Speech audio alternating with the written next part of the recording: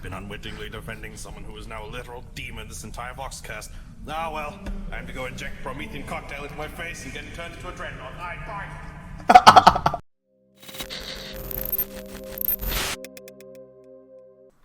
What is up, people? Jack here with another video. So today I'm checking another episode of If the Emperor Had a Podcast. This is episode 1, because the last one was episode 0, called The Last Judge. So this is obviously building upon a video that we already have watched, but obviously with more details on the lore. It's less about the direct discussion that Amps had with, what was his name, the priest again? Uriah, in his church, and confronting him with the whole doctrine of the Emperor and that of the religion that was established then, Christianity, so to speak. And yeah, with that said though, I just think we should just jump into this. This is a rather long video, so grab yourself a drink, a snack, whatever. And this is custom, because this is a very long one. I am also going to be drawing something that is obviously akin to what is going to happen here. So let's go with something like the Last Church scenery. So without further ado, let's just jump into it. Warning. This video contains spoilers for The Last Church by Graham McNeil. It is recommended you read or listen to it before going on. If not, you might miss out on important information like the color of Uriah's pants or whatever. Thank you. Yeah, I'm going to need an extra window here to search for assets.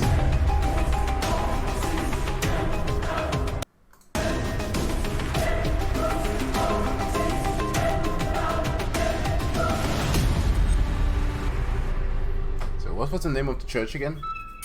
Yeah, by the way, Denizens of the Imperial Palace and beyond, this voxcast publique is designated Alpha Prioris. Continue your operations, but listen well to this very important announcement. Thought for the day. Use your 2 Emperor-given ears to listen. To listen using any other organ is heresy.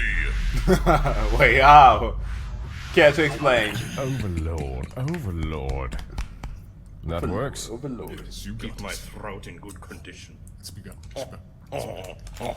Greetings, citizens! Welcome to this Voxcast publique, broadcast through VoxLink for the over 10 billion indentured servants in and around the phallic majesty of the Imperial Palace. This Voxcast is brought to you by the Cult Mechanicus of Mars, the Administratum, the Adeptus Astra Telepathica, as well as the Emperor's 10,000, the Adeptus Custodes, one of whom is I. As well as I. Salutations to you, loyal Emperor lovers across the entire Imperium. It is an honor to be here, speaking directly to you in the name of our glorious overlord. Greetings. I, too, am among the rank and file of the Emperor's personal guard. A pleasure as always, dear listeners. I am not. I am an Imperial Fist. My wall name is Adorable, and you shall refer to me as such. Still don't entirely get why, but as you wish, Lord Adorable. Amongst us is also a Voxheller serf, whom we have named Boy. Say hello, Boy. Hi. Hello. I'm the Vox Sailor, sir. I hold the Vox Sailor. That's my purpose. Did you really have to introduce that thing? It's just here to hold the Voxhaler. Chillax. Anyone ever notice how pale the boy is? Yes. Give the If kid a we break. put oil on him, his fluorescent skin would probably make a good nightlight. Like this. We are to enter the Sanctum Imperialis now, in which our father, the Emperor of Mankind, resides upon his throne. We shall then speak to him about a very peculiar record that his custodians unearthed during an operation into a so-called clown library. Yeah. Do you mean a library that is a clown, or a library about clowns? I don't need to explain anything about it! Lord Adorable, please do not press him further. Oh, just like the record called The Hunt for Voldorius. that we covered in our last Voxcast, the events recorded within the pages of this tome are so specific that it is almost as if it was written by some creature of omnipotent knowledge. The only man I can imagine having written it would be the Emperor himself, but if not, I can probably speak for all of us when I say that we quite honestly would be terribly confused about its origins. I am, for whatever reason, barely up to speed with these recent events, but if we are going to speak to our Emperor, I am on it like a space wolf smelling the scent of dust. Oh yes, brother. It is high time we meet our Emperor. Listeners, you can just sit back, relax, grab a bag of foam, and... What? Actually, never mind. Go back to working, you lazy knucks. You shall only listen to this for the purpose of expanding work morale and attaining some context for why you still get to lead your sterile and fabulous lives. Especially after that whole rogue Inquisition fiasco by Faldo's fight. Stop yelling at our citizenry, Tribune. They may lead awful lives, but the least they deserve is due respect for fulfilling their purpose. I cannot hear you, Adorable. I am opening the gate. Come, boy. Let us into the sanctum together. Together? Yes. Oh no, the anxiety of that kid. Keep up. I believe in you, boy. You can do this. My legs are not made for running. Could you stop breathing, Surf? Your mere presence is drastically decreasing the quality of our Voxcast. I can't help it. We should look into getting some cybernetic replacements for those lungs of his. Would probably quiet him down. Master Lord Emperor Man. Hut. What? Oh, how are you doing, my glorious overlord? A lot worse now that you are here. Why have you come? Especially him, since he's so unknowledgeable. Intrusion, my master. We should have lubricated your person with knowledge of our entrance in beforehand. You are the absolute worst. Why do you make your presence known to me in my time of mending? I am currently resting my broken psyche, but the tranquility required to do so is getting smashed almost half as badly as your hindquarters every Blood Games practice. We feel some information we have discovered may be relevant to your interests. If you give me this information without a singular terrible innuendo, I may consider listening to you. Certainly. You see, I Is was that even thrusting possible? forth through the bowels of that clown As one of the library. 10,000, you could possibly be my biggest failure, and you are living proof that eugenics does not work. Oh.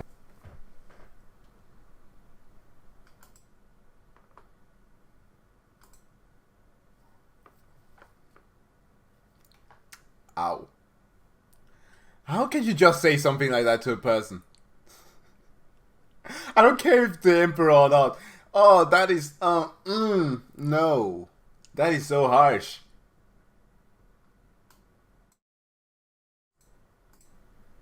Hot damn, I'm starting to see why that priest threw himself into the fire. What did you just say? Manners, brother. You are speaking to our Emperor. Excuse me, I was getting to that, my king. That is very accurate. I was reluctantly sliding around the hallways of that library when I came across a section containing loads upon loads of Imperial ejaculature. What are you talking about, you f***ing oil fat alpha my ears? Please. Why the fuck is Boy and the Voxhaler here? We are broadcasting this conversation, Father. Breathe. We are doing a second Voxcast. I'm so sorry. If you wish me to remove him, I can break his Who's neck the and throw girl him out the voicing the window, my Voxhaler Emperor. again? No need for more of boys and sites covering my gleaming floors. But why did you not tell me about the stupid Voxcast earlier? My psyche is not prepared for this hard task. We figured that since you are in perpetual pain, the harrowing distress of suddenly being forced into an uncomfortable situation with billions of people listening would soon dissipate into the sea of agony you are experiencing every second. Alright, I get it. No need to rub it in your mutton-chopped yellow jacket. Rubbing things in is not my job. You have your custodians for that. Oiled freaks. Shut up and clarify why you decided this needed to be broadcast. As we were saying, sir, we found a section of the clown library filled with stories similar to that of the Hunt for Voldorius record that we covered last time. Dozens of written anecdotes containing such insight that it couldn't possibly have been recorded and written by an external figure, yet it seems likely they were. Sometimes these records are told from a first-person perspective, sometimes from a second or a third, but they all detail events of Imperial history to an extremely incisive and honestly uncanny degree. How do you know these records were not written by the ones to have experienced these events? Well, this could perhaps be the case, but if so, may I ask, have you ever written a story called The Last Church under the alias of Graham Nile? Graham McNeil. No, that. Oh. Huh. Most interesting. This is surprising. If that is the case, there is some form of mischief going on. This would certainly sound all kinds riveting if it were not for that passive-aggressive reference you made about the priest and fire. Tell me the context of this before I devise manholes in the throne room floor. Oh, but don't you remember your best friend? We shall, my master. You see, our minds have been swallowed whole by this peculiar record. We have been lounging in its balmy insides and probed it of all its secrets. You are the worst. Get to the point. This record is called Tales of Heresy. It claims to feature events recorded by peculiar figures such as Dane Abnett, Gave Thorpe, Graham McNeil, and Jameis Swallow, amongst others. For no doubt being carried by Eldar chroniclers, these are highly peculiar names. Well, except the last one. Is it just me, or does the cover of that record have Angron on it? Oh, wait a minute! It seems so, yes. Yes it freaking does! That just adjusted my memory just a bit.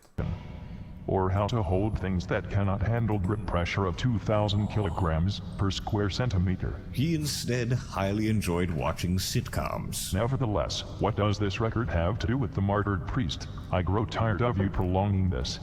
Fine. We want you to read this tome from page 275 and onwards. Throw it at me. Oh, as you wish, my emperor. Here goes. You ready? Always. Is he just flicking through it? Now, he is reading it. I wish I knew how to read. Quiet, Seth. No one cares. Just don't hit me. Done. Says this guy. That was really fast. Of course it was. I am the mother-booping emperor. Ultra-rapid read-through. That is a funny reference. I don't get it. Thank you, Lord Adorable. I don't get it. So you want to have this, a very private and personal meeting between me and the last priest, made public knowledge. The record is a good example of the Imperial truth put into action. It also allows us to shed some much-needed light on the Age of Strife and how you came to be the Emperor of Mankind. People really should just know this already. I cannot express to you lot how frustrating it is that I must waste my time reiterating the events of the past 10 millennia. But excuse us, dear Emperor. Every single record about your appearance tells a different story. Have you been around humanity at all times? Were you just there sneaking about? Like, how is it possible that you could, as this demigod, gigantic... I don't know. I can't find a good word to pronounce this, but how was it possible for him to walk amongst men? There's this weird theory that the Emperor, of course, appears to people the way that he wants them to perceive him. But still, it's an odd one. I don't accept it. So, Ems has an explanation to do. A lot of it. Boy, do you know what the Age of Strife is? No. Allow me to explain. Sit in my lap. There is much room. No need for you to stand, boy. Uh-oh.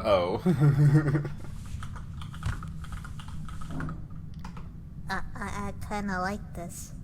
I don't get it. Tribune, switch this to a new segment. Oh, the Actually, one it was guy more who's actually adorable. good to children. The Last Church. Setting. Is it story time? Very good. I shall tell you the tale of the Age of Strife, as told by my father to me. And you, listeners, shall too hear the tale. It shall provide context for the record we're about to cover. For the events of The Last Church by Graham McNeil takes place towards the tail end of the Age of Strife, which you might also know as Old Night. It was the worst time to be a human on Terra, or Earth, as it was known at the time. Before the Age of Strife, humanity had reached the pinnacle of its progress in the fields of science and technology during the Age of Technology. As humanity conquered thousands of planets throughout the Milky Way galaxy, prospering for millennia, this era of expansion suddenly came to an end, all too soon. A huge influx of mortals started developing psychic powers, becoming what is known as psykers. It had to happen sooner or later, but this was an absolutely atrocious time for these symptoms to start cropping up, as usage of warp space to travel faster and light became dangerous and eventually an impossibility. And with Terra's over-reliance on technology to survive in the first place, this anarchy proved too much for its inhabitants as they spiraled into barbarism, superstition, and wanton slaughter. Terra's feeble governments eventually broke down completely as the planet became a massive battlefield for techno-barbarian warlords. Thank you, Father. But during this horrible time, there was yet hope. A great warlord stepped forth and started conquering the lands of Terra with extreme efficiency. You mean This extreme warlord prejudice became simply known as the Emperor. Itsy boy. of mankind? Our Emperor, together with his army of genetically modified warriors, the Thunder Warriors, predecessors of the Space Marines, started the Unification Wars, conquering the lands of Terra. The Emperor fought and won these wars, and with mankind's new master made clear to the people of Terra, the story in question takes place between the end of the Age of Strife and the beginning of the Age of the Imperium. That is a nice and tight packet of information concerning the early history of mankind. What did you think of this story, boy? We don't deserve our emperor. He's too great for us unworthy peoples. Oh, That is correct. You are a good boy, boy. Thank you, my lord. Brown noser. Now, perhaps we should make a quick synopsis of the record in and of itself. I'd appreciate that. I have not even read the book. Not that I tend to read books, that's for serfs and lex mechanics. Provide a synopsis for this full-grown millennia-old man who can't cannot read? Yes. I can read. Do not worry your flowing locks, brother mine. The record exists in audio format too. Just go ahead with the synopsis. Most smashing. The Last Church. Summary. Maybe not. The Last Church introduces us to Uriah Olather, the priest and guardian of the Church of the Lightning Stone, which is the titular Last Church on Terra. Yeah. He reminisces about how popular his church was once upon a time. His midnight Church sucks. his midnight service drawing in loads of people due to the frightening wars of the outside world. Now it is not as popular as it once was. The church is empty, and he is alone, but not for long. As the old priest awaits his congregation in his lonesomeness, a single man enters his church, a stranger calling himself Revelation. Itsy boy. It's your boy. Yeah, it's kind of funny always how it is that language actually affects things. Like, for example, in Italian and or French, the Revelation, last book of the Bible, is called Apocalypse, as was shown in the short film. He's called Apocalypsis. Yeah, It's kind of an interesting thing. Because one word makes it sound a lot worse than the other. Because revelation literally hints to something that is closed and then revealed. As the concept is always of the hidden truth of the promise that is given to the people, then being revealed in Revelation. Whereas when you're using apocalypse, it's literally talking about an apocalyptic event, which it really isn't. Why? Again. Yes, that is it for the spoiler-free synopsis. So, wait, is Revelation our glorious overlord? He just said that. I just said that but a moment ago. So way to go. You figured it out. Took you about 5 hours less than I thought it would. Oh, thank you most graciously, my lord. Shall we go ahead and let loose our thoughts about the story, my master? Sure. Let us get to the nitty-gritty of what happens between us and the church. All right. Let us go. The Last Church. Got myself Review. a Thunder Warrior here. So, this he's is the going to time be when I part of can the picture. inform you that this is not an event typical of those recorded in that clown library. These records have a tendency to contain at least one, often more, combat segments presented in incredibly grandiose fashions. Not a surprise considering the state of a galaxy at large. A fine observation, my emperor. Fine indeed. But this record is an exception.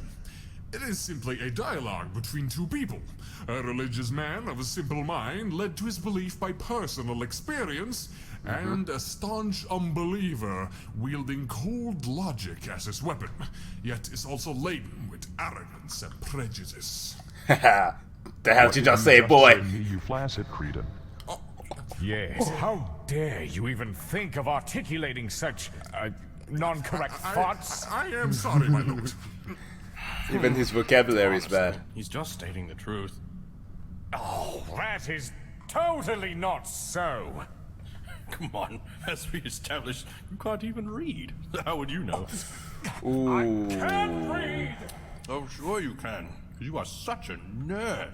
No, stop this humiliation immediately. Stroll along and lick your wounds while I continue. I'll lick your face. Oh. Shut up right now and move on. The arrogance and prejudice carried by Revelation, something his followers, like my brother over here, would have a hard time swallowing, was established as harshly as can be only a few words into their dialogue, when Revelation calls Uriah's kind dour and leaden-hearted, having assumed him to be of the very same nature. And this is only one of the many, many up-and-coming arguments Revelation slams the poor priest's aged rear with throughout this recorded event. His aged mind required his medicine, but he insensibly refused it up front. Even with limited space, an unyielding stubbornness, and, quite frankly, a whole lot of crap plugging it up, the medicine had to get in somehow. Who's pulling innuendos out the endo now? Your end is near if you do not cease, vermin. Yeah, just stop being a jerk. As I was about to say, though, Revelation's vindictive attitude, especially towards priests and religion in general, is made clear very fast, and Uriah proceeds to defend his belief as best he can as their argument flares up. But he is no theologian, he is simply a man of faith, so his worldview is slowly and painfully deconstructed by this strange man for reasons eventually made clear. A no doubt immensely interesting dialogue, one that sheds light on the Imperium's early history and the character of our Emperor. But a painfully one-sided conversation, it has to be said. Take heed, listeners, for these are the facts. The facts. Imperium of Man is founded on the Imperial truth. This is the verdict that all faiths and beliefs in the supernatural are to be gotten rid of. Oh yeah, that's the fun part, because you have both the Imperial truth and the Imperial creed, right? The creed is what the guardsmen and the best girls, the sisters adhere to, so more of it like a religion. But that, yeah, but also the Imperial truth is what the guardsmen follow. What is the difference actually? Like, Guardsmen, we know for sure that they are going to die nevertheless. They don't question it, they just thrown into the fray. The sisters believe that, yeah, more or less that the Emperor himself is a god, although they said not to see him as one. And the Space Marines, I guess, they don't exactly do that. I think I may need a clear definition on that. I may look that up later. This was an integral part of the Unification Wars as well as the Great Crusade that I later started, reconquering the planets of the Milky Way galaxy much like I had conquered the countries of Terra.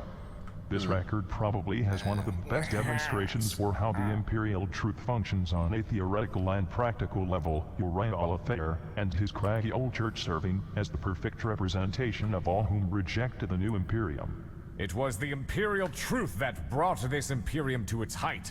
Without it, all that would remain of you would be your ancestors' festering corpses. So shut up, boy! What? You are definitely He didn't not say a wrong. word. This is not a case of arrogance. It is a case of me being right versus mankind ripping out its own innards and willful wrongness. The Emperor had a point, but Time for still, real talk. not Sir, completely though. While I adore you like none other, while I would give my life to save yours in but an instant, while I would serve you for an eternity and more, while I am thankful for your graceful masterdom of our undeserving species, I have to admit that You're a you dick. are kind of an asshole. Is Oh, What? You dare? You actually dare? You madman! I mean, alright, listen. The age of strife was quite awful for everyone alive at the time, and the religions of old no doubt penetrated the veil of morality more than enough to warrant not existing anymore. There is no denying that. But, come on now. are you, some speck of a middleman, of all creatures in existence, really criticizing me right now? I have to agree that your actions were redundant, Father. All in all, what you did is you entered that church to have a heated argument with a harmless old mortal. Exactly my point. He was harmless. Quiet. He was 80 years old. Shut up. He was tired and lonesome. Shut your stupid His mouth. only company was a rock and a doomsday I clock. will spare your skull. I am surprised he did not die of liver failure in the midst of the argument. Cease the vibrations of your vocal cords immediately before I expand their mass and make you choke on them. oh my god.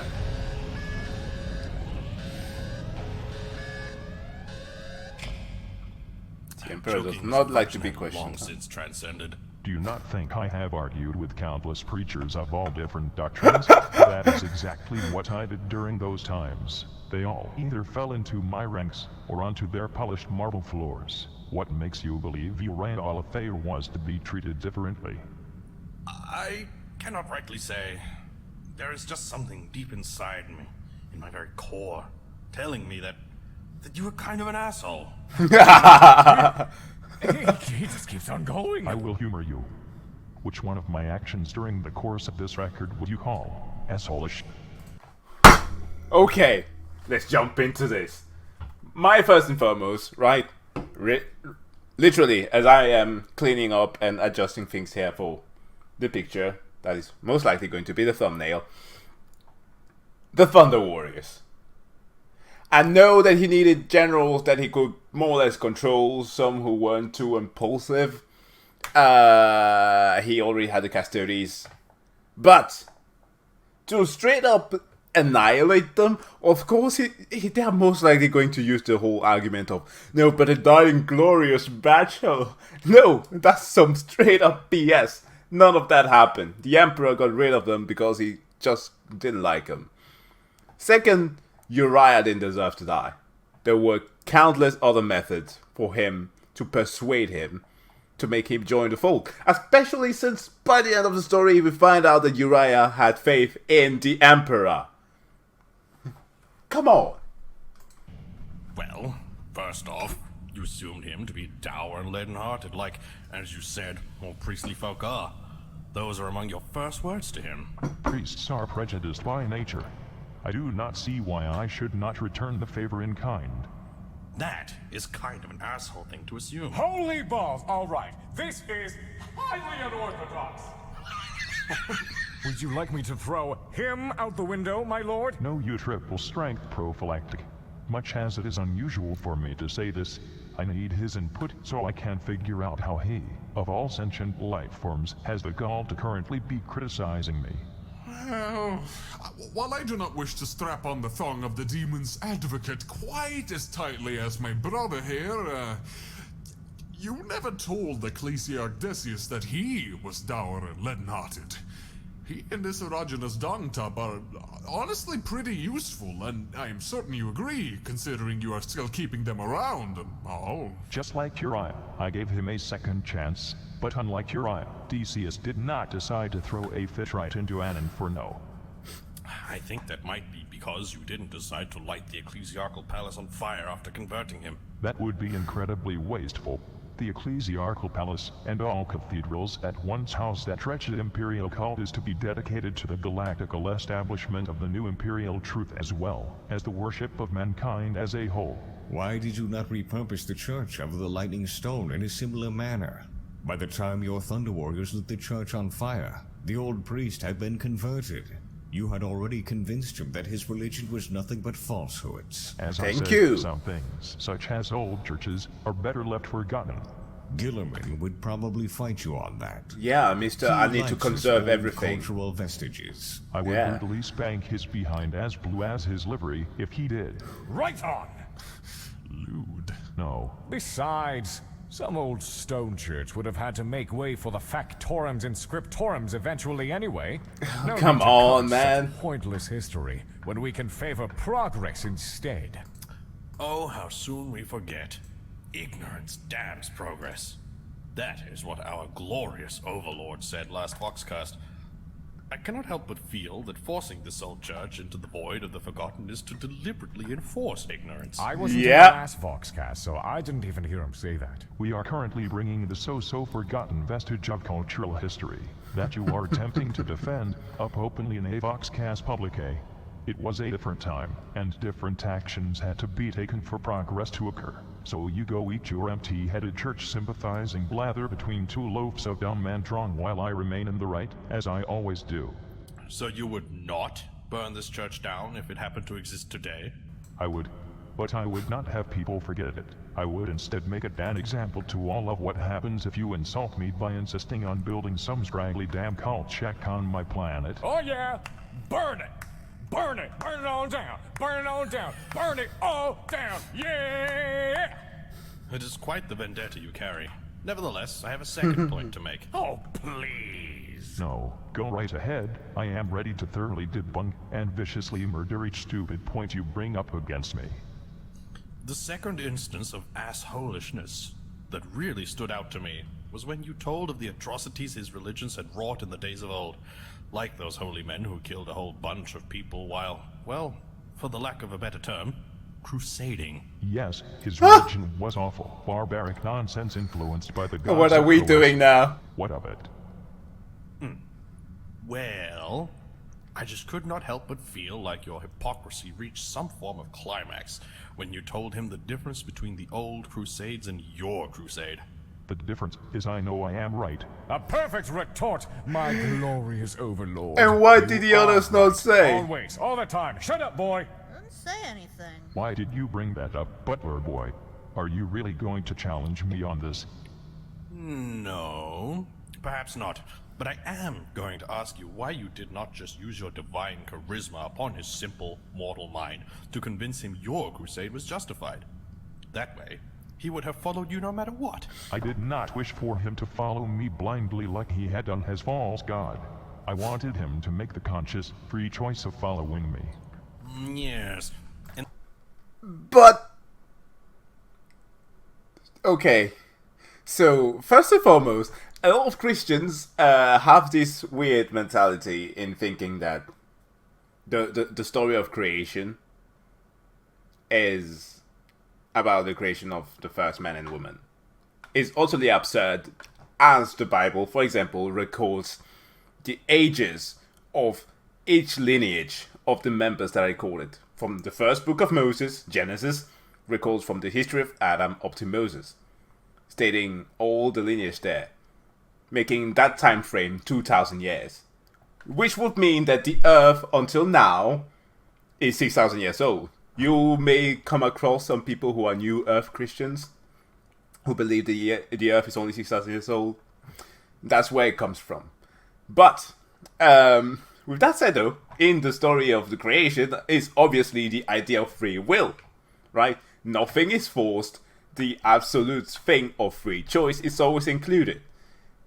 The thing of blindly following stems from the same way. People are accepting the thoughts that they feel are right. Right?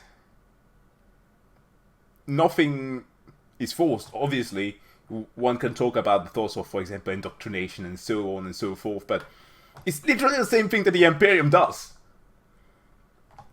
Wherein, actually there, you are getting slaughtered if you don't follow the Emperor. So, what is his point? What is literally his point? In that case, you could have at least pitched the idea of humanity conquering the stars to him a bit better. I mean, if you did not mention the whole crusade thing and told him he would get first-class seats on the Bucephalus as he traveled across the solar system for the first time, then maybe he would have followed you. He was clearly a traveler at heart, and spending his last days traveling a new frontier would have surely given him the peace he sought. Maybe you could have thrown in some liquor in the deal as well, I don't know. Are you then suggesting I should have given this privilege to all preachers of Terra? Cause son, let me tell you how logistically screwed that suggestion is, and how logistically vacant your flopping skull is. No. Just the ones you kind of liked, I guess. Yeah. The ones with potential. Yeah. I do not follow. To be quite honest, you and Uriah got pretty friendly at times. It was actually quite cute, and I'd totally ship that ship if it hadn't started already. What? Well, to be fair, yes, he was admittedly all in all rather pleasant for a priest. And he gave me free liquor. The only spirit you will ever believe in, eh? My second secret project has always been to awaken the immaterial god of alcoholic spirits. I would be amongst its most fervent followers. I cannot tell if this is some kind of joke. What's an alcohol? Alas, I cannot deny that the novelty of having the last priest of the last church join the newly founded secular Imperium would have been gratifying. If I had spoken to him more than once prior to his brainwashing, I am sure his statue would be mounted somewhere here on Terra. Whoa! Hello? It's Oh. Death come to take me. Hello? Oh, good. Yes. Death, take boy. Hello? Calm down, boy. It is only a deranged tech priest. Hello? Hello. What do you want? Hello? Why does he have a saurian for a face? From where did this creature emerge? I recognize this priest. Hello? He is supposed to be looking for my bike. Hello? Hello? Hello? Hello? Hello? Hello? Hello? A humble collector of knowledge may be beseeching your word. Would you believe I may have read this story through the pig feeds of your custodians' helmets? Would it be possible to now ask an obnoxious amount of questions about it? You are a creep, but okay. The Last Church. Trivia time. Okay. May I commence questionnaire protocol 0001 now? Yes. What is an Europa? It is not to be Europe. confused with the ocean moon of Jupiter, as it is a Terran continent. It was called Europe before, but Ganymedes, it is the future Europa, I thought that was an ancient Phoenician Titan. woman. I thought it was a band. What about Isandula Verona? Okay, yeah. Yeah. The band thing, that was nice. What is that? now. Isandula Verona was an artist that lived about 11,000 years ago. She took commissions to paint frescoes, such as the one on the ceiling of the Church of the Lightning Stone. 4 of her works mentioned in the record are the following. Number 1. Nude figures disporting in a magical garden. Number 2. The explosion of stars. Number 3. The battle between a golden knight. Oh, how is this for? I took literally like a Tibetan monk. Tried to make some corrections here to make it look more like Uriah and his hair. At least that is what he looked like in the thing. Yeah, the short film. Oh, oops. Anyways, let's continue. And a silver dragon. And number 4, a wondrous being of light surrounded by a halo of machinery. The first one is a reference to an archaic book which spoke of the first 2 humans to ever exist, both of who lived in a magical garden where animals talked and everything was a trip. That is dumb. That Did is you dumb. read it out of the Book of the Astronomicon? You shut your face. The Book of the Astronomicon is a treasure.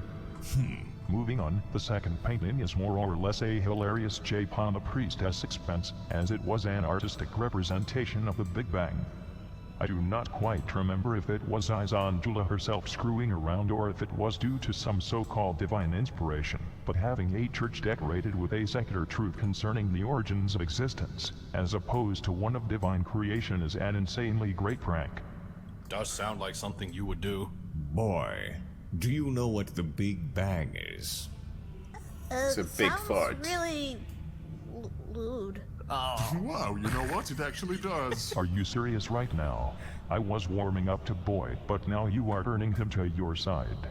It was a widely accepted cosmological model for our universe, telling us Still that is. all that is began as a single minuscule cluster of energy, which then expanded rapidly to the size it is today, in a fashion akin to that of an explosion. A bang that is big. How anyone in my Imperium does not know this makes me lose so much hope for our future. How am I supposed to fight the heat death of the universe if no one even knows what a singularity is? A thing of what? Silence, Serf! Stop not knowing things! Cease, you think. Anyway, the third painting is just straight up me fighting a dragon. We'll not talk much more about it, but all in all, I am a hero. Lastly, the fourth is a planted prophecy that later goes fulfilled as I descended upon Mars to greet the early Mechanicum. Considering that is a thing, I cannot help but feel like it was either you who commissioned those paintings, or that Isandula Verona was some sort of psyker. Let us just say that Could have been. her works were not really divinely inspired as much as they were man-divinely inspired. I'd prefer your man-lightenment any day of the week. She died after rejecting glory, honor, and exposure as adequate payment methods for her work. A total sellout, I am telling you. Isandula was a cloud chaser. All of this, Isandula, just for a drop of clout. What a vile woman. Utterly. What is a Mariana Canyon? It is the remnants of the so-called Mariana Trench that existed back when Terra still had water. It was the deepest known part of the world's oceans. I have no idea what it is used for now, but I am certain that deep, gaping, and oh so convenient hole now holds mounds upon mounds of Terran excreta thanks to whatever swivel-eyed divisio the administratum set to handle Terra's voided bowels. I could make a fine subterranean fortress out of it, if it was rinsed clean. What is a franc? Frank was a country in Europe. It was primarily known for its production of striped shirts, the Napoleon croissants. complex, and the best fist of the North's Tardub in history. I have heard it's Yo! Yeah! Can't you know? It was from the channel Manga. streets were filled with gray-scaled clowns. What is an old knight? It is another word for the age of strife, you idiot. How did you not know? That is quite dumb. Who are a Satwin and Gallienus? Some ancient, irrelevant scholars whom he just as well could have made up the names of on the spot. So these names are not based on some morbidly ancient yet still somehow relevant scholars from the early age of Terra, as these usually are? No. What is a Mediterranean dust bowl? After water on Terra magically disappeared, so did the Mediterranean Sea, as it was called. Somehow. As the name indicates, a dust bowl. What are a Nordafric conclaves? Some society built upon the northern part of the continent known as Africa until the two latter letters were reckoned from history. Fairly certain there was a South Africa equivalent as well, but do not take my word on that. What is an... What? Ersh was a nation led by a warlord known as Kalaganavers. His territories spanned areas previously known as Russia, Asia, and India for the most part, I am fairly certain. Oh! What about Shankar? What is A? A general under Kalaganavers.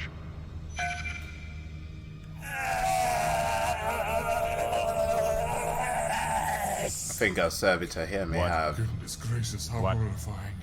Why does he say it like that? Ersh is indeed a word-to inquisitive pile of trash. Who is Nathan Durn?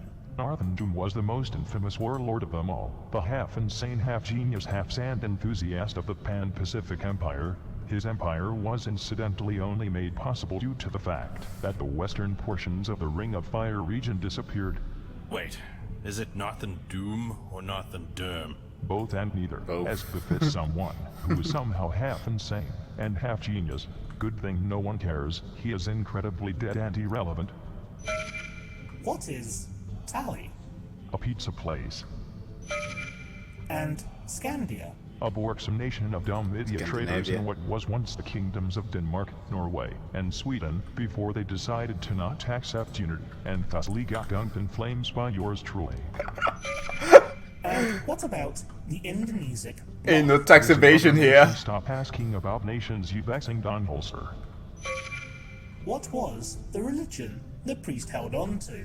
Ostensibly an Abrahamic religion, as they were called, or at least a descendant of one.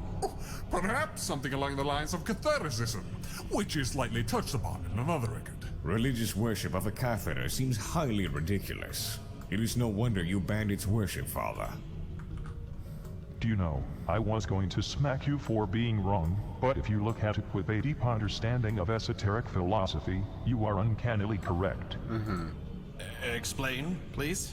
See, the urethra constitutes the brain, theism constitutes the damage, catheterization constitutes religious doctrine, and the flooding constitutes the awful bloody religious arguments pouring out from their skull. Oh, goodness. Honestly, sir, that Goodness comparison gracious. is painfully contrived.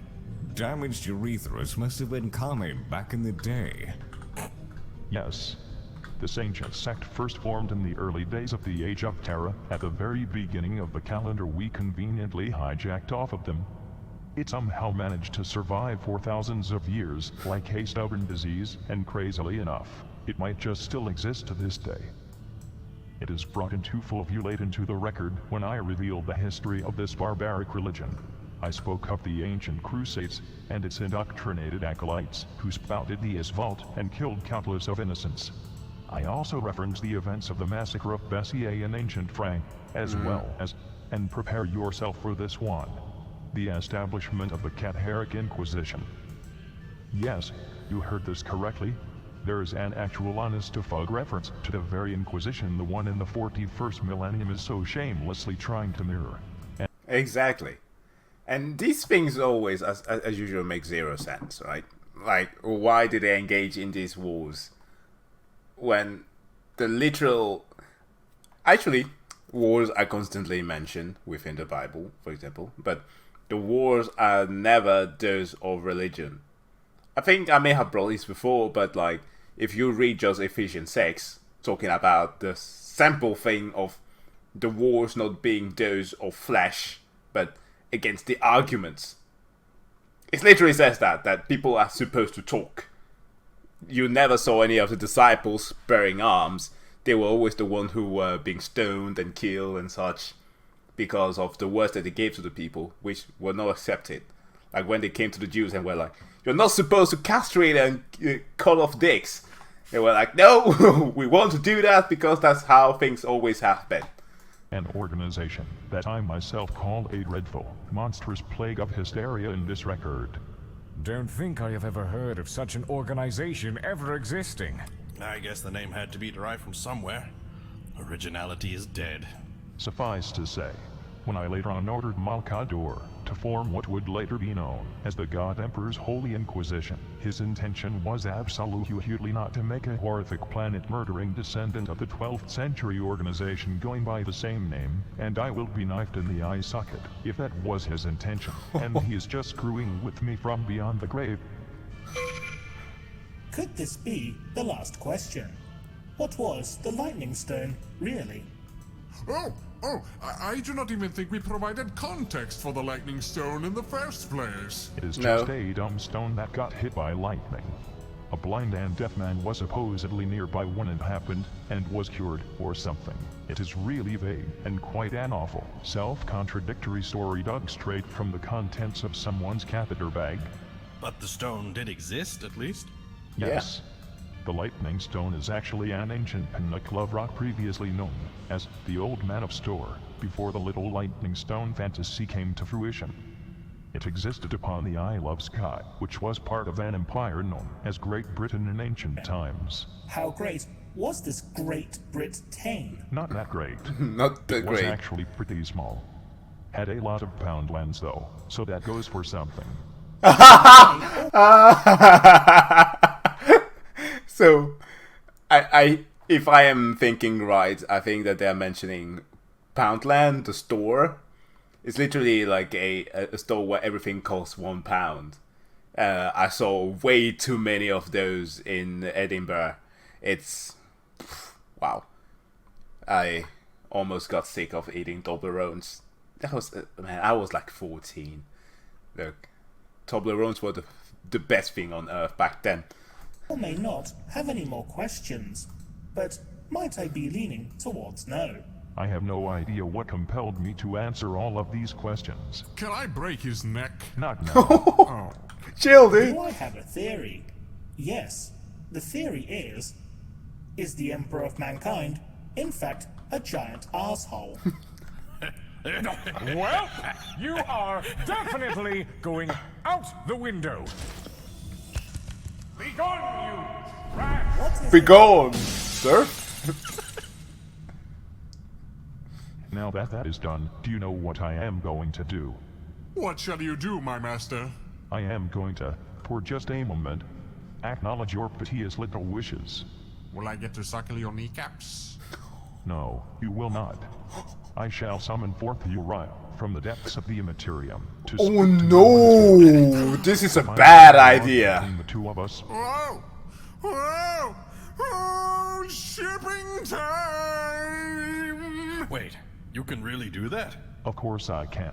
I am the This is a mother-son terrible of the Emperor. idea. Father, are you certain this is a good idea? Yes, I came up with it. I shall locate his essence and project it here.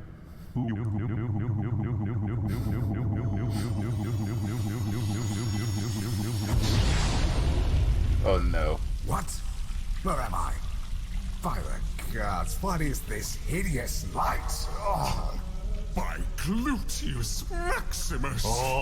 I like how it is that the church music actually starts playing as soon as he shows up. Oh no. No. Wait, just a moment. Oh no. Oh my god! He's turned chaos! It is in revelation in the flesh. Oh, well, sorry. That isn't a very apt way of describing it anymore now, is it? Stay back, filth! You will not speak to our glorious overlord in such casual a fashion. Thrones trousers, what has happened? My apologies. Excuse me. You seem to have forcibly summoned me at a most inopportune time. I was just preaching the word of the gods to my congregation. Oh no, the chaos gods. No matter. Have you perhaps brought me here for a second round? I knew this day would come, you know. But Oh I have to no! give you fair warning, however, for believe me, old friend, I now have naught but the moral high ground, but also approximately 11,000 years of stone-cold fact to back up my... He's a coward, man! Oh, damn it. Oh no! Oh no! Imagine this. The Emperor is like... Some people may hate me for saying this. I'm not a fan of Jordan Peterson. I really am not. I can appreciate some of his argument and the self-help that he gives to a lot of people. But I'm not a huge fan. But I like the way that he debates with people, right? When you're using sane and clear argument and are not just going to appeal into with nonsensical stuff, right? You have all seen some of the video of Jordan Peterson destroying someone, but this is like him having to fight against a dude like Ben Shapiro, right? Somebody who's just been, I've been waiting for this moment. Like, right now, you are in the position of you being the student, like the small primary school kid who wants to challenge me, an intellectual. I've been waiting for this. It's going to be a roast battle. Let's go. I've been unwittingly defending someone who is now a literal demon this entire Foxcast. Ah, well, time to go inject Promethean cocktail into my face and get turned into a dreadnought. Bye. But I have to first of all ask what in the grandest galactical gobsmashing fuck has happened to you, Uriah? Revelation happened. Are you sassing me right now? Yep. I'm sassing you right now. How dare you sass the Spasperer of Sasper Saspera! Not as much sassing as I am perhaps thanking you. Albeit an indirect action, your crazed arrogance was what brought me to find the primordial truth through baptism in the flames of terror's last religious bastion. Oh no. I would contend This is all that kind the of wrong. self-revelation has had the opposite of its intended effects. After you stripped away my faith in both God and humanity, I thought I had lost it all. Nothing remained for me in this world. Nothing but despair, persecution, and loneliness. In a new world bereft of its morality. The conflagration that had once been my church, I then saw as my only salvation.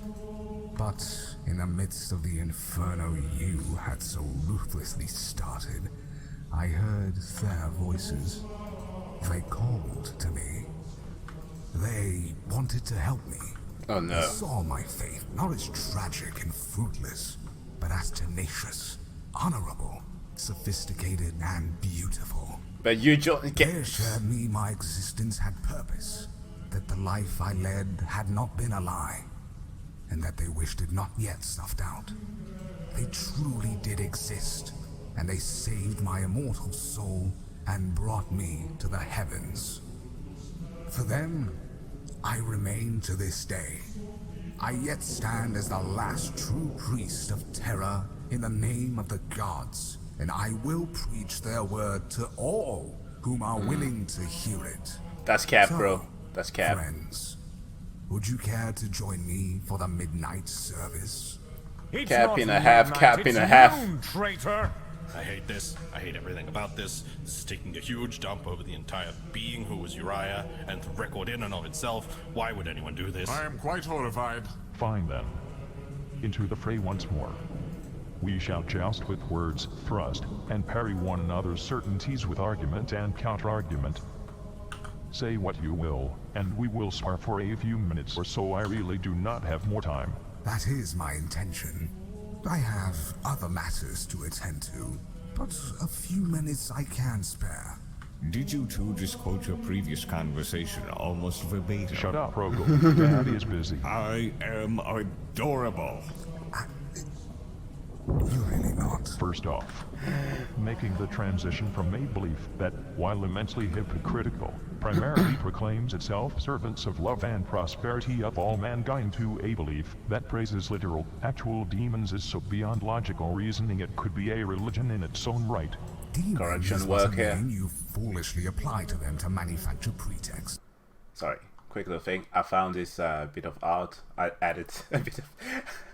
I like combining different... There's like a whole gallery, a 40k gallery, a website where it's just dedicated to images of the Emperor. Went a bit, and I think that some of you who have been searching for stuff online may already have seen this. At least a picture that looks like this, the original. Man, I've been spending like half an hour to edit this and already.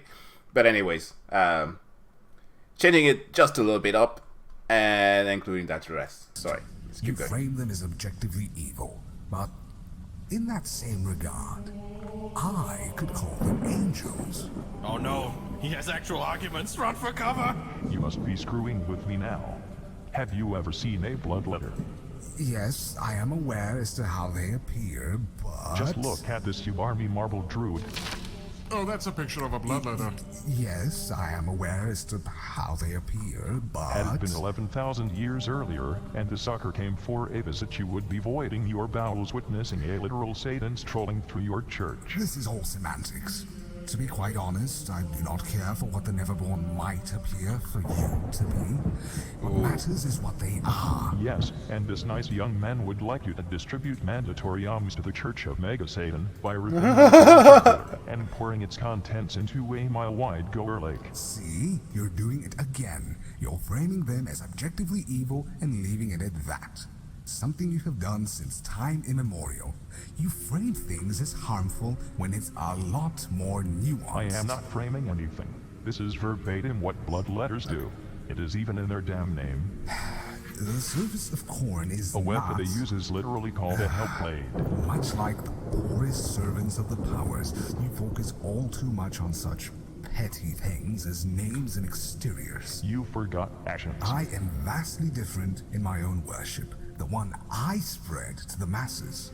I worship the powers undivided as a singular entity. I perceive the various powers as aspects of one vast benevolent being. I wish for myself and all life willing to give themselves to the purest form of devotion to the powers in its unadulterated whole, coming as close as can be to the true God of this existence. I guess this is why there's such an appeal for the Chaos players, because the Chaos Guards aren't exactly just pure evil. As aforementioned by many of you before, they're just purely a representation of things that we feel, experience in our daily lives. Nurgle, pretty ugly and nasty, but also represent acceptance and all the stagnation states of things, right? Given why such individuals like Mori is undying. Yeah. I guess it comes with its caveats. You cannot possibly believe those wretched cock muffins up there are somehow part of the same entity. Oh, hey, the word cock isn't censored. It's good to know for the future. Can I not? I believe it makes sense. In what regard? They are part of the Imperium as the Imperium is part of them. They are all connected, integral parts of a full body.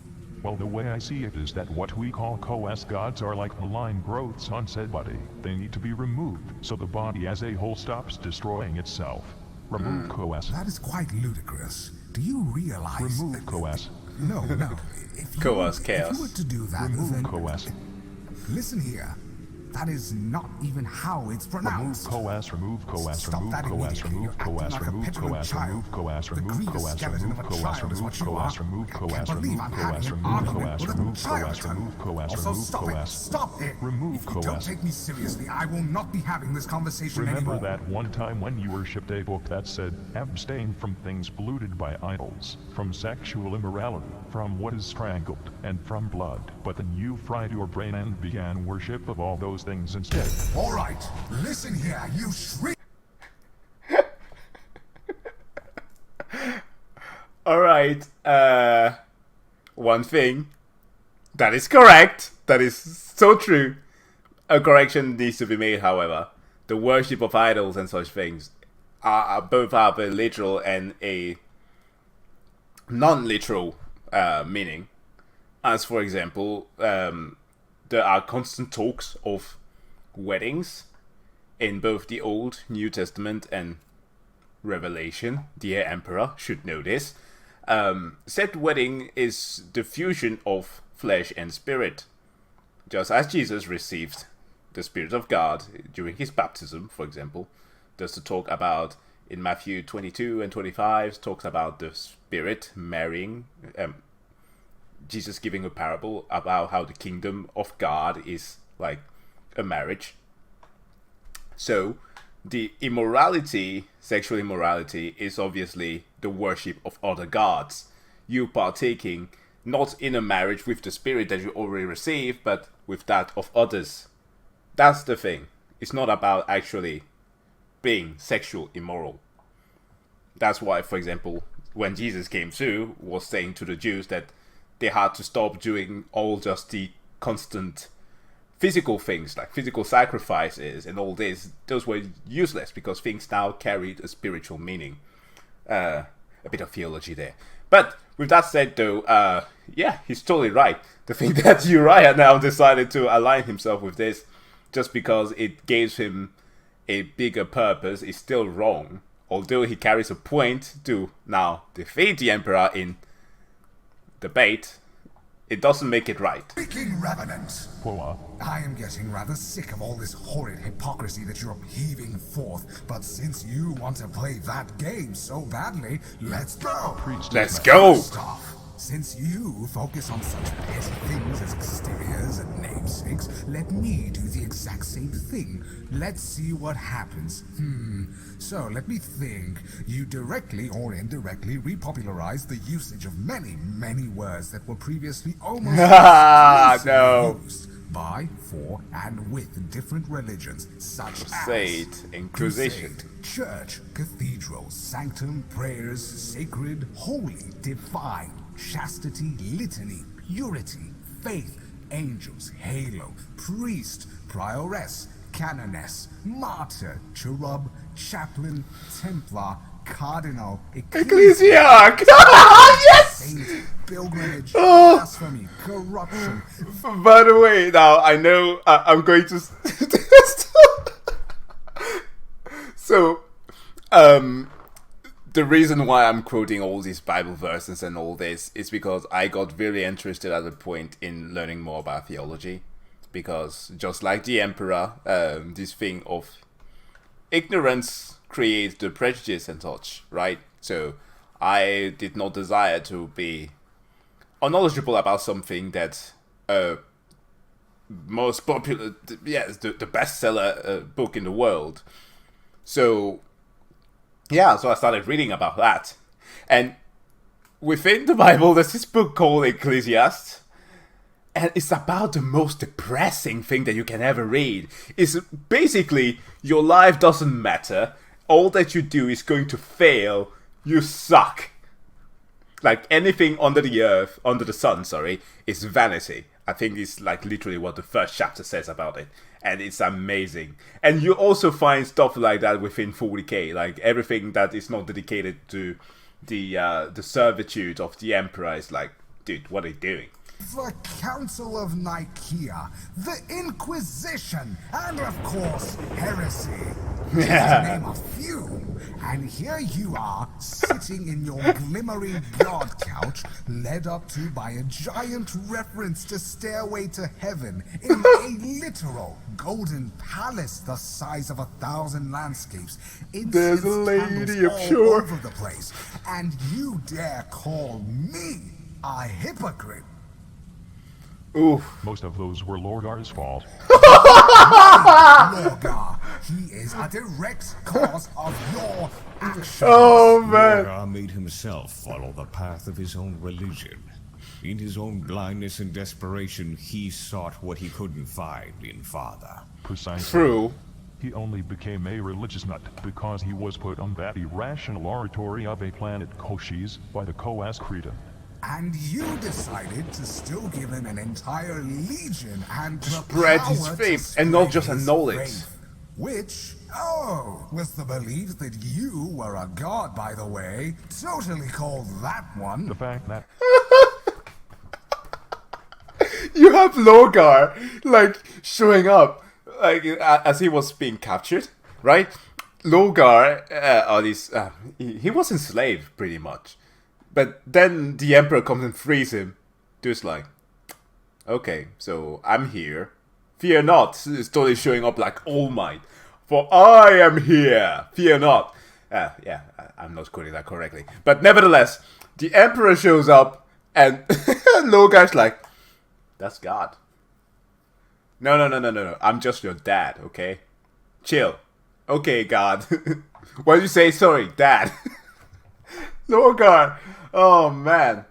Oh, fuck's sake. he recognized me as a god was entirely coincidental, and not my intention. You ragged corpse! Every single facet of your entire damnable Imperium, from its looks to its methods to even its religious symbolism, is neither coincidental nor accidental.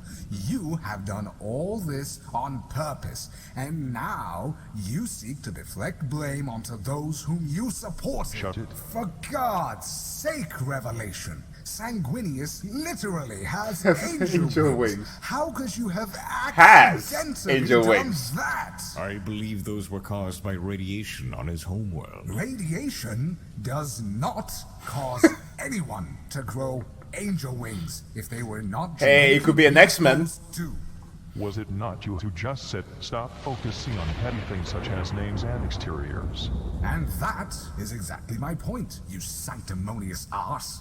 Even as you began coating your Imperium with religious iconography and naming conventions, you still spread your horrid imperial truth, longing for a galaxy of secular superiority.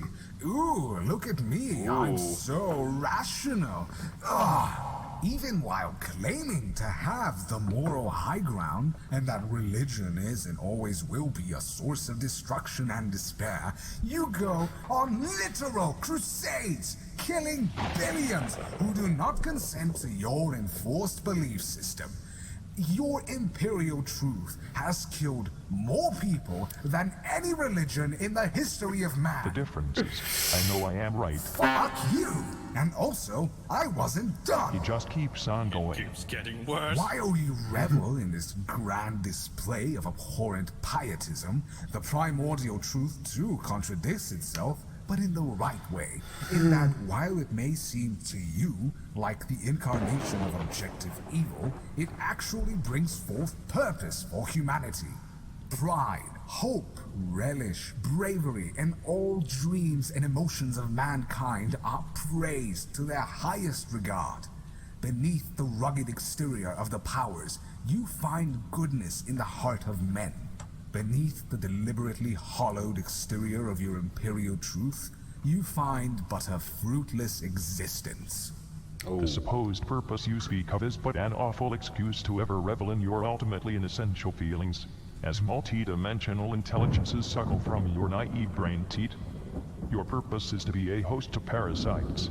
That is no life worthy of existence. A true purpose would be not to comply to an astral oppressor, but to make a mark against its tyranny. Ascend your primal mind and become something greater than a mere god. Conquer the coatic parasite infesting your brain and retake it with an iron hand. And again, your words are riddled with hypocrisy. If you stood fully behind your own words, you would have accepted the interlegionary wars for what they were. The Primarchs themselves marching against tyranny. Your tyranny! No matter how much you may think so, there is a key difference between me and the tyranny of the Coas gods. Explain. The differences. Good Lord. I know I am right. Can you even give a reason for why that is? Of course I can. What is your reason then? Simple. I'm right. Want to sustain humanity. No. The Coas gods only want to sustain themselves. Oh, that's dung if I ever heard it. You wish to sustain humanity. Fine. But to what end? All that I have ever seen is men and women slaving their lives away in squalor to perpetuate their betters. Their betters being you. No. The gods need you and your pitiful, unstable emotions to exist in the first place. I made the Imperium so that mankind may thrive away from these base emotional predations. Since, do you know, gods like corn really just want their blood. And just like how they need us, we need them. Just as how the gods are our thoughts, feelings, and emotions, our thoughts, feelings, and emotions are the gods. We cannot exist without them. What makes up our beings are our minds, and without emotion, without thoughts, and without feeling, we would be naught but drooling, non-functional servitor meat. The gods have existed since time immemorial, born with the first vestige of a thought. The powers want to sustain themselves as much as they want to sustain us. for we are one and the same. You are in dire need of a fact check with all this unsourced sewage you are spewing. The malevolent sentiences you know, as the powers, could not even help you make a goddamn sandwich. They are tumors that have grown from the horrid emotional instability of a galaxy at constant war. If these consciousnesses were to be put out and freed of sentience, it would make no difference for the ones not woven up in their crooked pyramid schemes. As I told you, the gods that make up the whole of the powers undivided have existed since the very first conceived thought. They are interchangeable with our emotions. They cannot just be put out without all sentient life in the galaxy going out with them. Whether you like that or not is irrelevant. The fact of the matter is that this pyramid scheme you are talking about is simply what we normal people would call being human. Please define normal people. I can honestly understand why your sons betrayed you. With this callous attitude of yours, it's only gotten worse with the years. You do not want to sustain humanity. You want humanity purged of all the flaws you see in it. You do not fight for humanity. You hate humanity, and you want it changed into something distinctly non-human.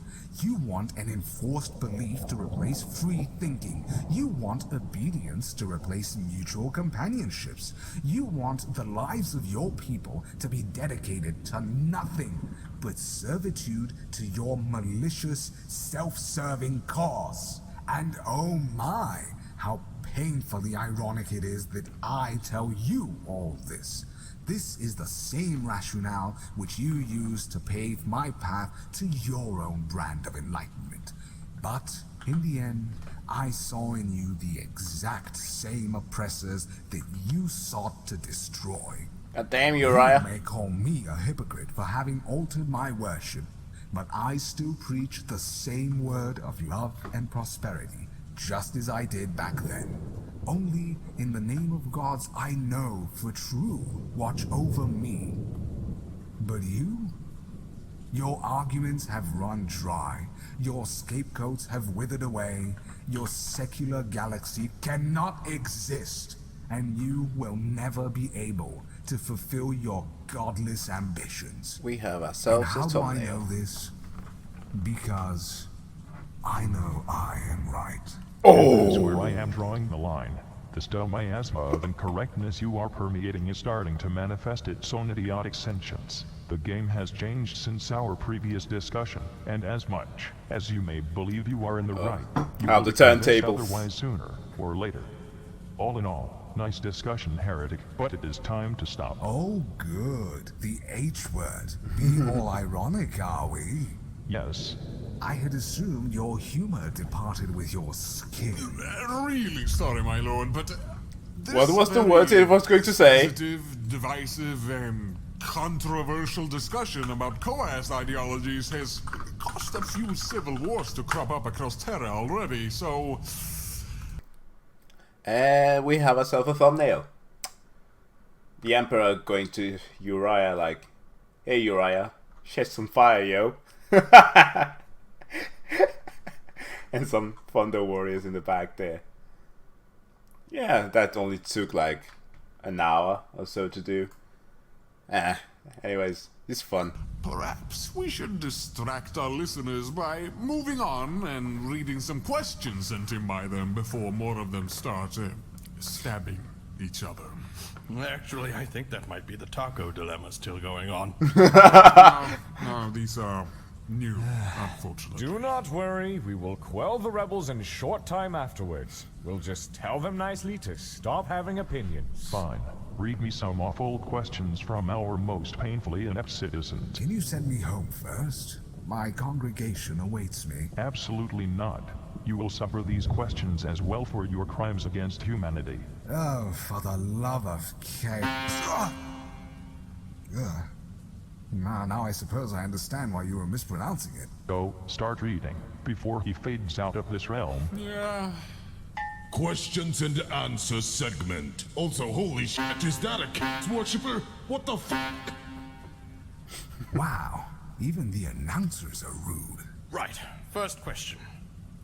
Great and mighty Emperor, considering the fucked up nature of the galaxy right now, why don't you start making some Thunder Warriors to get everything sorted out for the moment? I mean, I know they were supposedly unstable and insane, like an army of teenagers, but they also don't live long, so maybe they can fix some shit up that is our shit up, and when they are dead, we can send some Astartes to fix everything up. I have heard that the Archmagos Belisarius Cowl has something awesome in his labs, but I have a feeling that his idea won't catch on, and certainly isn't the goal of any of your loyal sons. Kindest regards, Sexual Yeti, porno slate artist. Look, individual whose name literally is sexual yet. There is a reason why the Thunder Warriors were taken out back and killed in glorious combat in the final battle of the Unification Wars.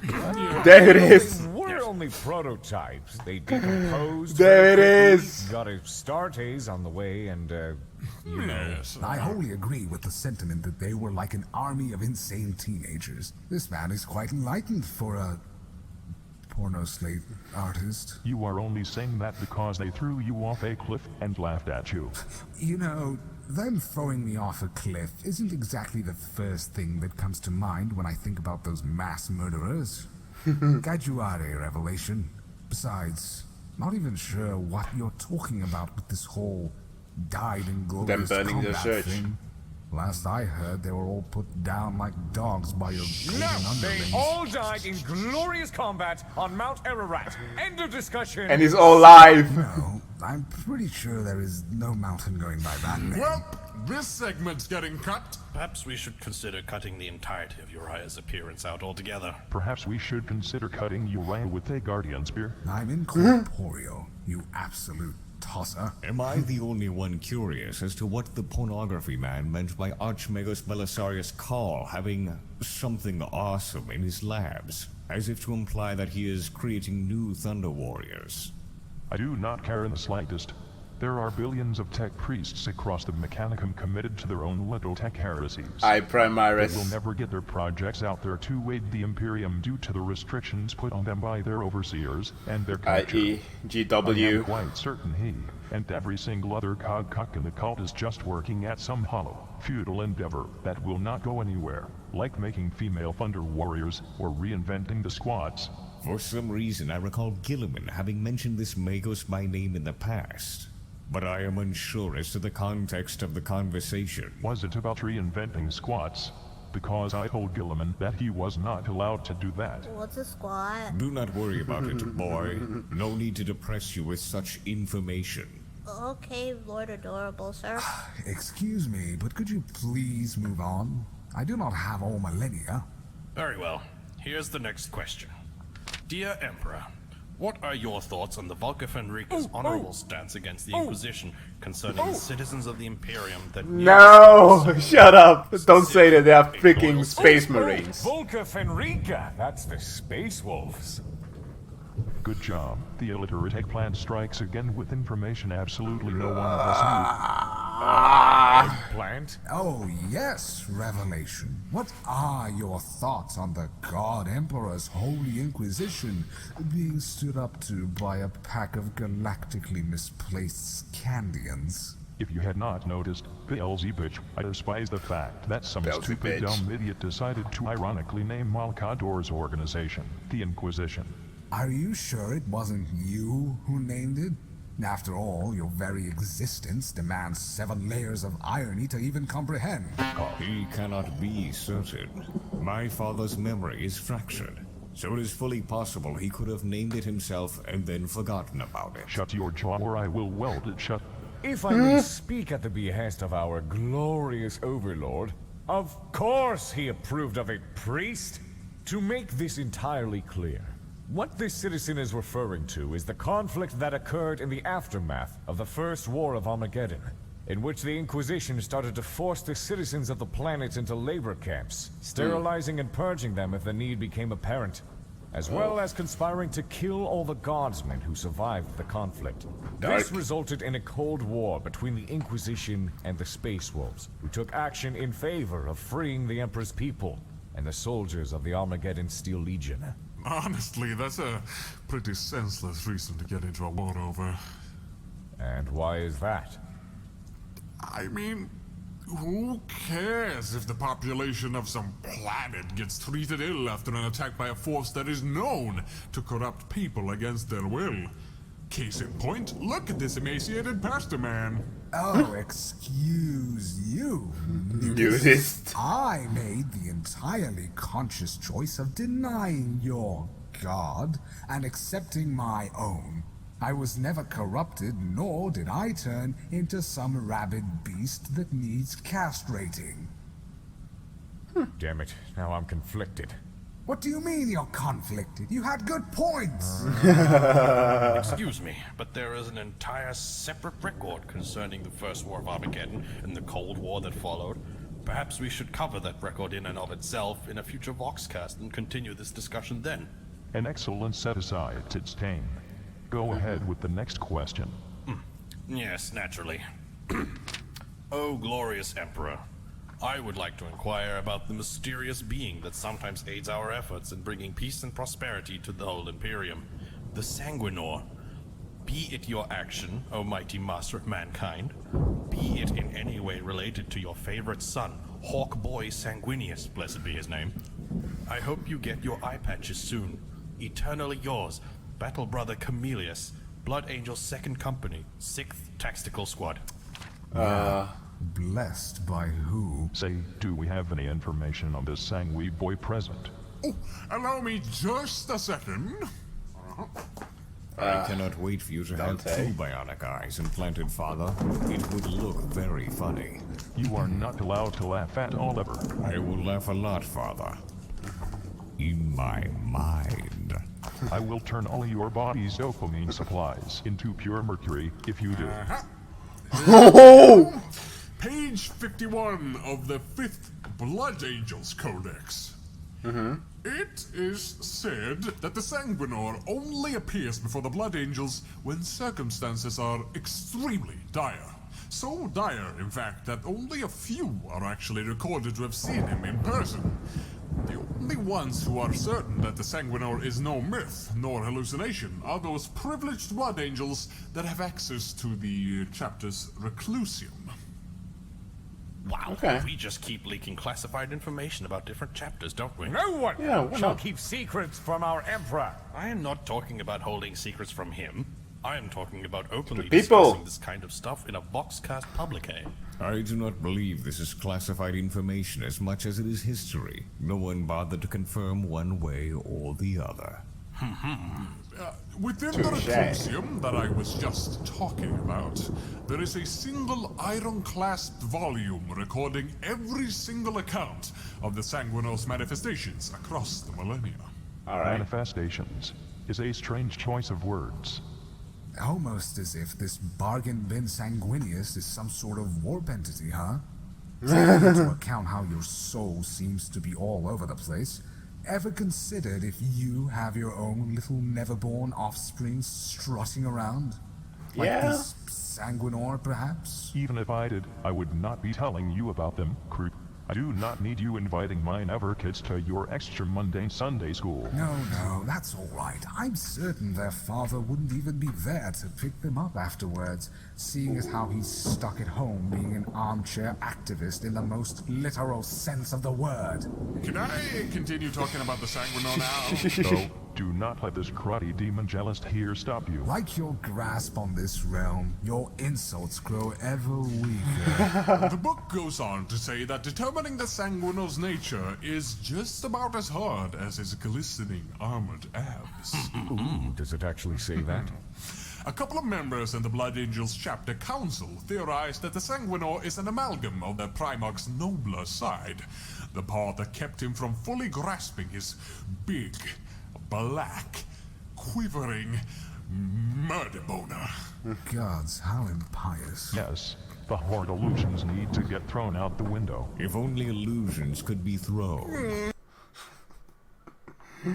Yo, Sanguinius actually had that, this murderous side of his.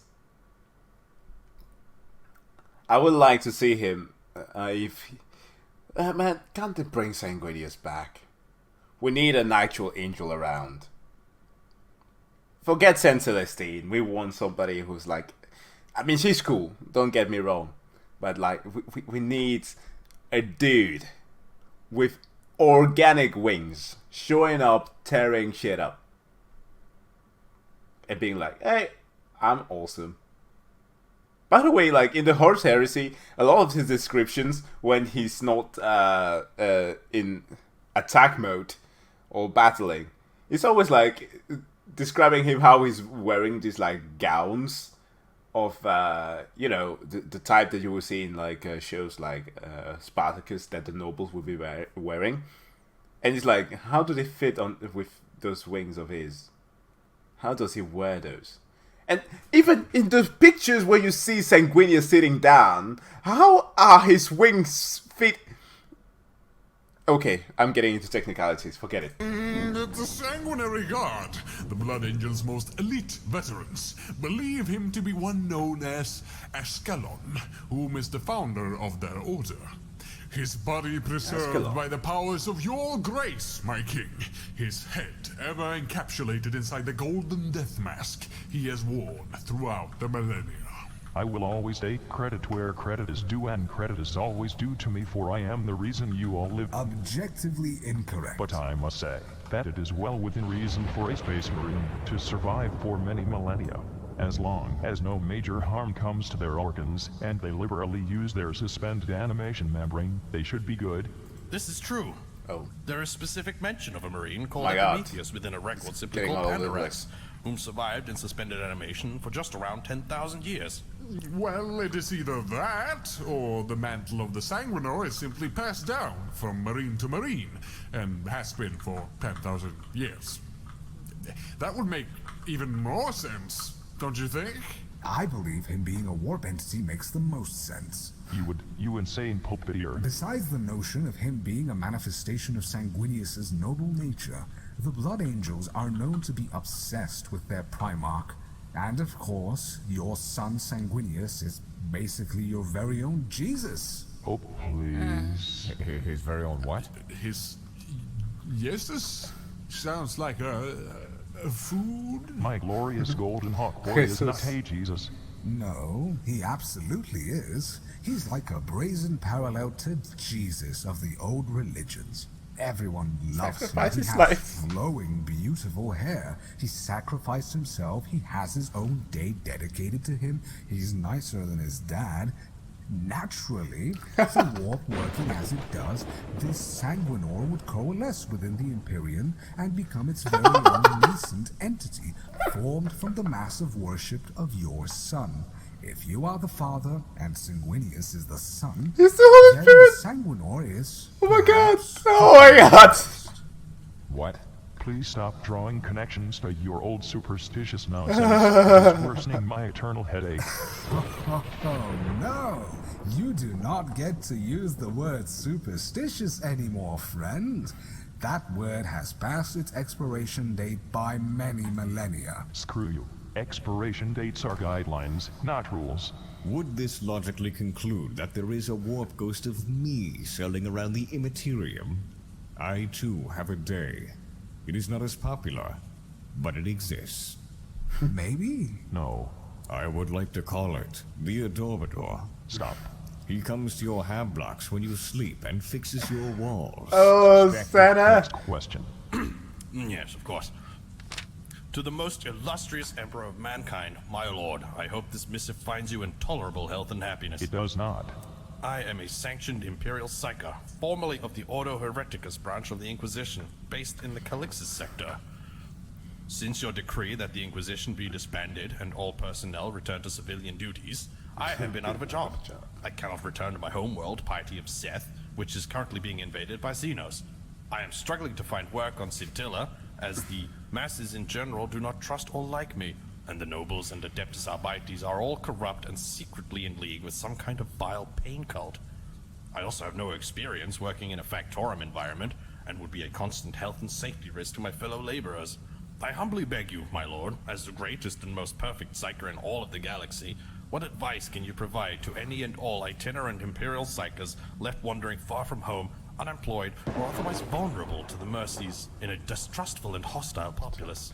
What kind of work or career options would you recommend, and what role can psychers really play in a modern Imperium of Man?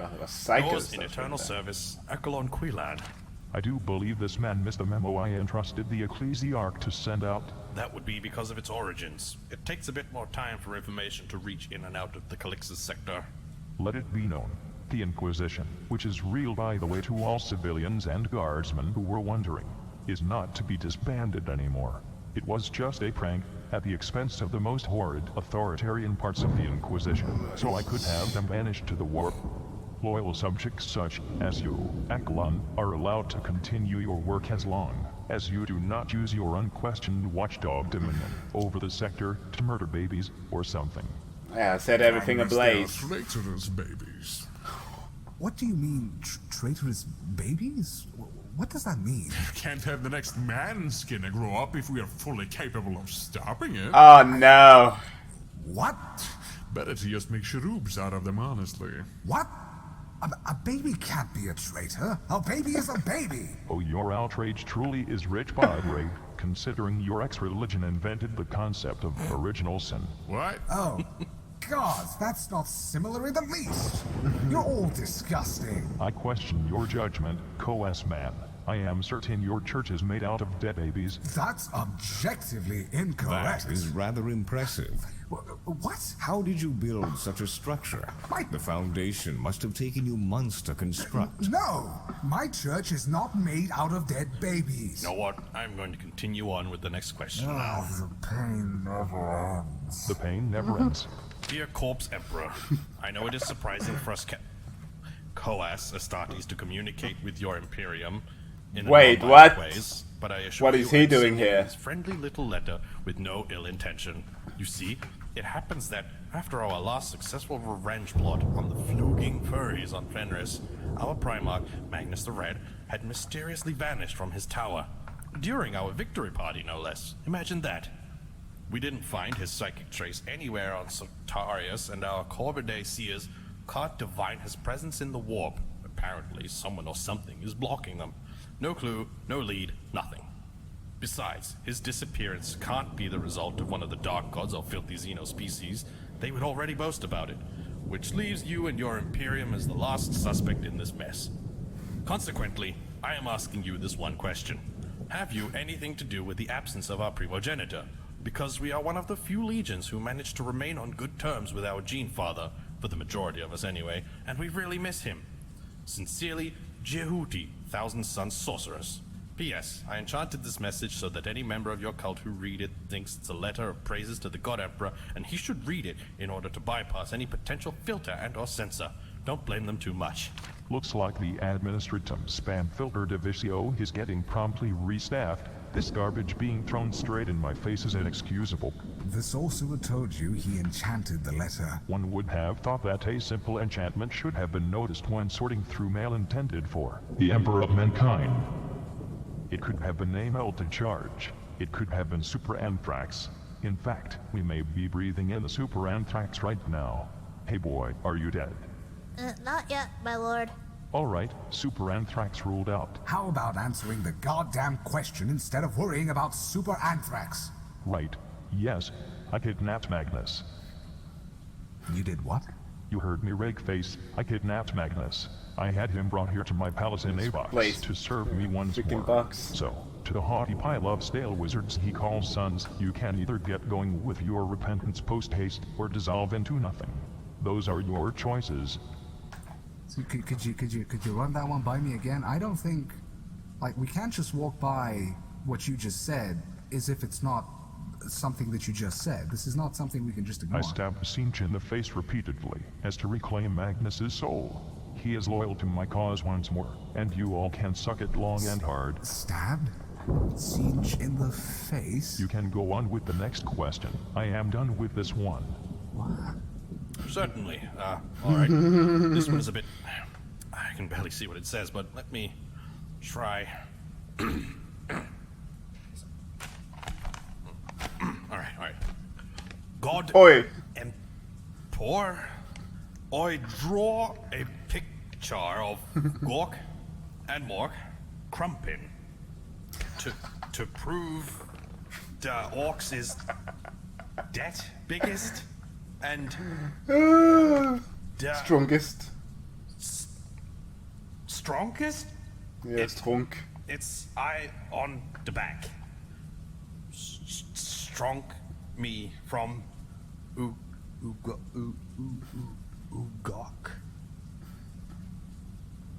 What the fuck? And turning around, we can indeed see a picture of two stick figures with dubious-looking knives and greenskins chopping away at a pool of blood with a face. Your face, judging by the hair, sir. I am offended. Why do you idiots keep letting messages from daft fucking greenskins leak into my palace like acidic garbage water? JJJJJJESSUSS fucking Christ, get your shit straight, you.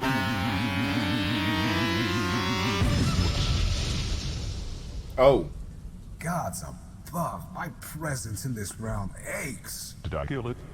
Did I really kill it? That is quite surprising. Utter your favorite profanity to confirm this, my glorious overlord. No. If it truly is true, I shall wait for the perfect moment to do it.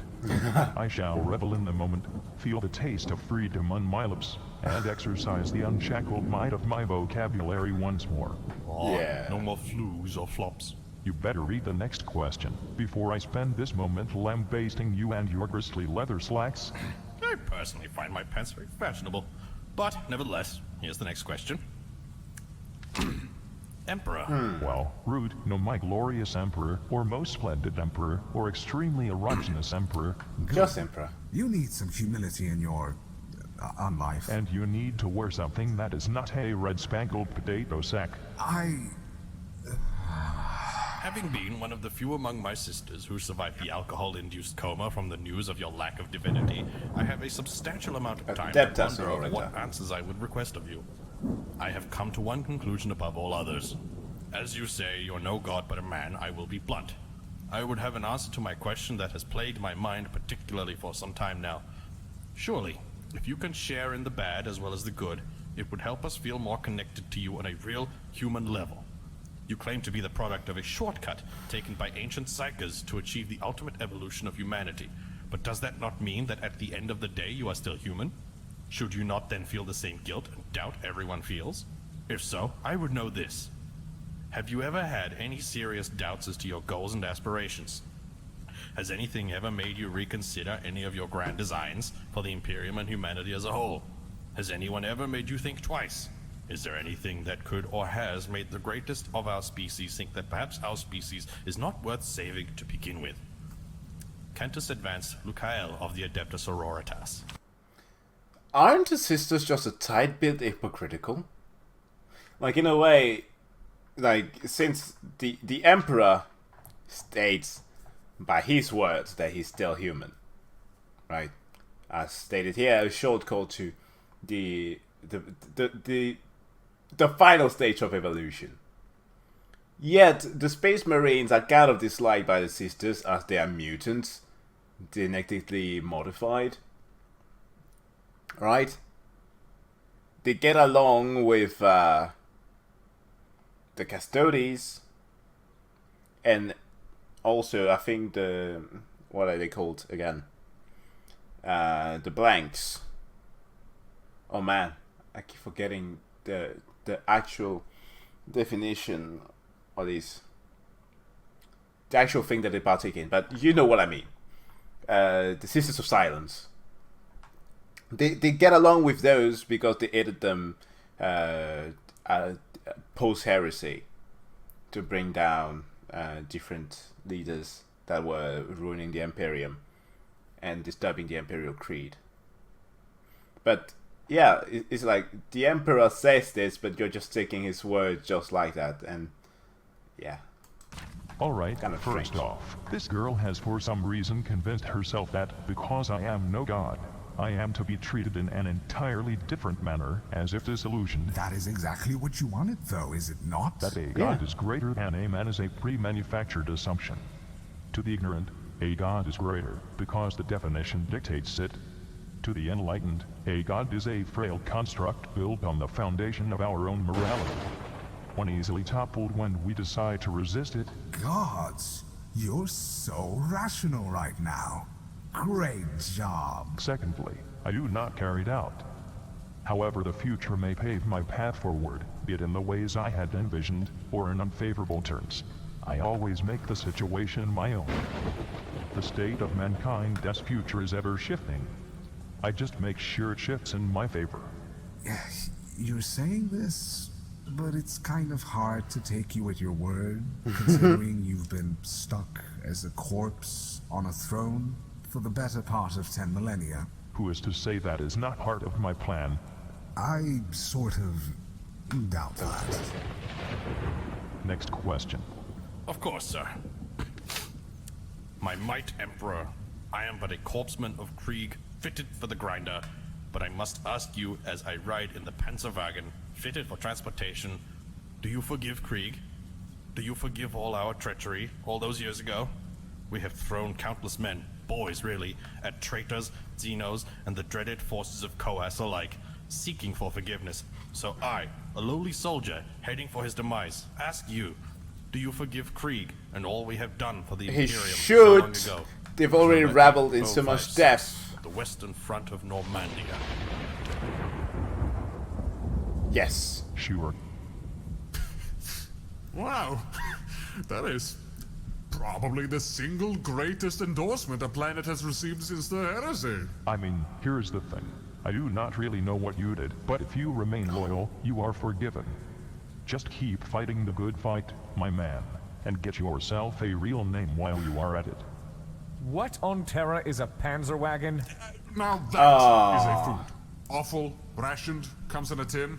Next question it is. Oh, damn it. How many are there? Do not worry, this is the last one. To my manliest of men, Man Emperor.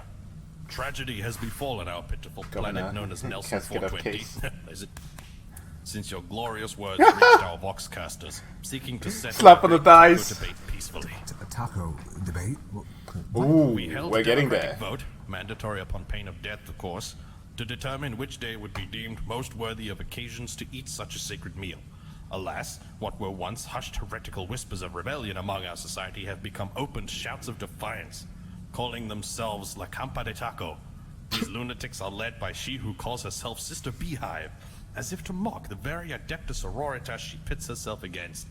They preach encouragements to indulge in that which we hold to be the foulest of taboos, that the consumption of the sacred taco should be held on any day of one's choosing. Despite our attempts to combat this heretical revolution, I fear that our world may soon be beyond salvation. My only wish is for you and all of the Imperium to know of our plight, so the history need not repeat itself. Your most humble of servants, Lord Governor Casket of Case.